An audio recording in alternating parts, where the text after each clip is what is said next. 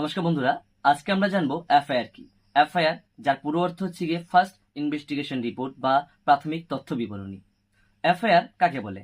FIR, যা আমাদের ভারতের সিআরপিসি অ্যাক্ট 1973 এ বলা রয়েছে যে কোনো ঘটনা বা কোনো অপরাধের বিস্তারিত বিবরণ সহ শাস্তি দাবি করে আইনানুগ ব্যবস্থা গ্রহণের জন্য থানায় সেই ঘটনার বা অপরাধের রেজিস্টার করানোকে তাকে বলা হয় এফআইআর বা ফার্স্ট ইনভেস্টিগেশন রিপোর্ট, যা বাংলায় আমরা প্রাথমিক তথ্য বিবরণী বলে জেনে থাকি।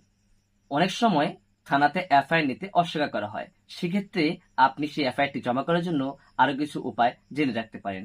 প্রথমত, আপনি ই এফআইআর, যা অনলাইন ই এফআইআর পোর্টালে গিয়ে আপনি ঘরে বসে মোবাইলের মাধ্যমে এফআইআরটি রেজিস্টার করতে পারেন।